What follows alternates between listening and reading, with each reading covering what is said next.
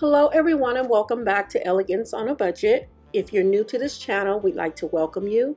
And if you haven't subscribed already, we would love to have you. All you have to do is hit that subscribe button to your right and make sure to turn on your post notification so that you will be notified every time we post a new video.